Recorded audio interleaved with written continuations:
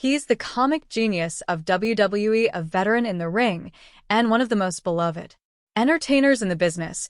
But behind the laughs and championship belts lies a fortune built over 2 decades in sports entertainment. Today, we're pulling back the curtain on R-Truth from his jaw-dropping net worth in this year to the luxury mansion he calls home and a car collection that'll make even the biggest stars jealous. How did a kid from North Carolina turn hustle, humor, and hardcore matches into a multi-million-dollar empire? Let's break it down. R-Truth style. Ron Killings, better known to WWE fans as R-Truth, is a multi-talented entertainer who has built a successful career as a professional wrestler, rapper, and actor. As of this video, his estimated net worth stands at around $3 million. Over the years, Killings has become a household name in the wrestling world thanks to his long-running presence in WWE and his unique blend of athleticism and comedy. Ronnie Aaron Killings, born on January 19, 1972 in North Carolina, Killings developed a passion for hip-hop and breakdancing from a young age while attending Harry P. Harding High School. He wasn't just known for his creative talents, he was also a standout athlete, playing football alongside future MLB star Ray Durham and excelling in track and field with multiple college scholarships on the table. Killings made a bold decision. He turned them down to follow his dreams of making it in the music industry, but the road to stardom wasn't easy. In his early 20s, struggling to finance his music ambitions, Killings turned to the streets, selling cocaine to support himself. It was a dangerous path that led to multiple arrests and eventually a 13-month prison sentence.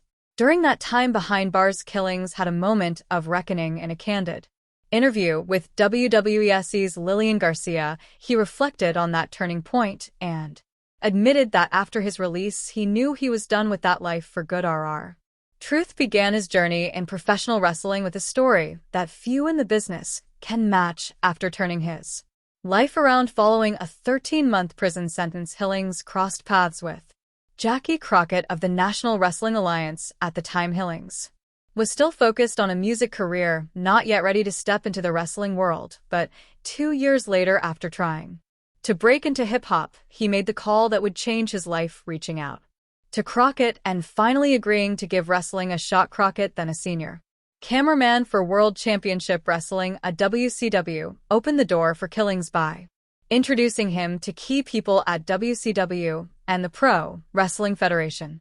PWF. Killings debuted in PWF in 1997, not as a wrestler but as a manager. This was just the beginning. He went on to train under veteran Manny Fernandez and spent the next 3 years learning the ropes.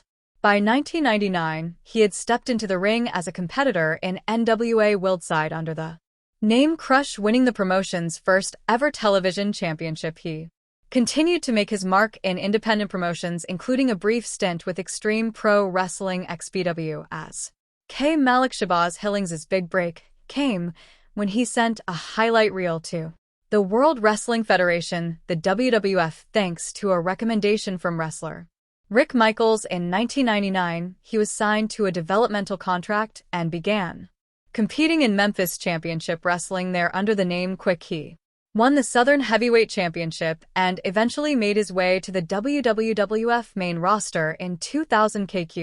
Quick's WWF debut was memorable. He teamed up with Road Dogg, and the two quickly stood out for their live rapping performances on the way to the ring, energizing crowds with their theme Getting Rowdy. The pairing gave Killings immediate exposure, and he was even featured in a quasi-reunion of the famous faction Degeneration X during that year's Survivor Series. However, his first run in WWF was brief. After Road Dogg's release in early 2001, Killings was used primarily in undercard matches and the hardcore division. He had short-lived reigns as hardcore champion but struggled to break into the main event scene. By August 2001, his contract was K-Crush. He immediately made waves with a controversial character who didn't shy away from discussing racial issues in the business, rebranding himself as The Truth. Killings delivered a powerful promo criticizing the lack of opportunities given to African-American wrestlers. It struck a chord and marked a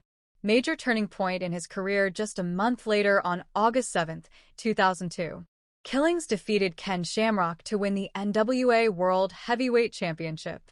In doing so, he made history as the first and only recognized African-American NWA World Heavyweight Champion and only the fourth black man in wrestling history to win a world title. He defended the championship against top names like Jerry Lynn, Curt Hennig, and Scott Hall, solidifying his reputation as a credible main event star, though he eventually lost the title to Jeff Jarrett thanks to interference by controversial figure Vince Russo. Killings had already cemented his place in wrestling history. Over the following months, Killings shifted between villain and fan favorite, feuding with factions like Sports Entertainment Extreme and even recruiting a bodyguard, Nelson Knight. His character continued to evolve, but his presence was undeniable. Ron the Truth Killings had arrived as a force in professional wrestling between 2003 and 2005. Ron Killings, better known today as WWE's R-Truth, became a central figure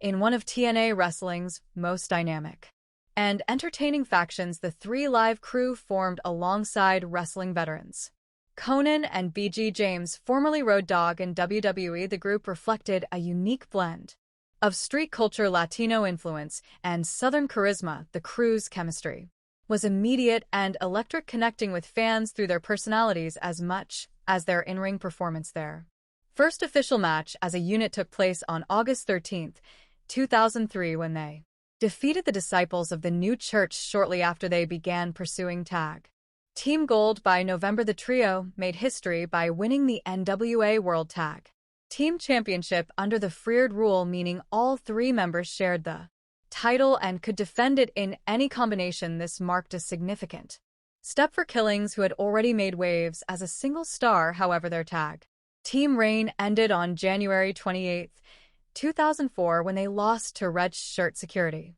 Undeterred, the Three Live Crew turned their attention toward the singles scene. The faction backed Killings in his pursuit of the NWA World Heavyweight Championship, and in June 2004 their support paid off. Killings captured the prestigious title for the second time in his career in a four-way match, a moment that cemented him as a top-tier player in the company. The crew's popularity kept growing as they feuded with top villains like Jeff Jarrett and his mercenaries, the Elite Guard, and later with the patriotic villains of Team Canada at the 2004 Victory Road pay-per-view. Konnan and James reclaimed the tag team titles from Team Canada, though injuries forced Killings to step in shortly afterward. By December, they lost the belts once again to Rude and Young, but all was not well within the group. In 2005, tensions flared when James' former WWE tag partner Billy Gunn entered TNA under the name The New Age Outlaw. Later, Kip James and sought to reunite with James. The situation created a rift with Killings and Konnan. Feeling betrayed at times, it looked like the team was done, especially as Killings and Konnan began calling themselves the Two Live Crew. Despite Killings' best efforts to act as a peacemaker, the tensions escalated. After months of drama, Kip James was invited into the fold, and the group temporarily became the Four Live Crew, but the experiment imploded at the Turning Point pay-per-view in December 2005, when Konnan shockingly turned on both Kip and BG James mid-match using a steel chair to cost them a bout against Team Canada. The betrayal left Killings visibly stunned, and he later made it clear he was done with the crew. After the breakup, Killings returned to singles action. He briefly joined forces with Sting, AJ Styles, and Rhino as part of Sting's Warriors and continued to battle top talent in TNA, though he was featured in major matches including the King of the Mountain and various tag team outings. He was never able to reclaim his former glory as a top champion. His final major angle in TNA came when he partnered with NFL player Terminated. Undeterred, Killings found a new home in June 2002 with the newly launched NWA Total Nonstop Action based in Nashville under the name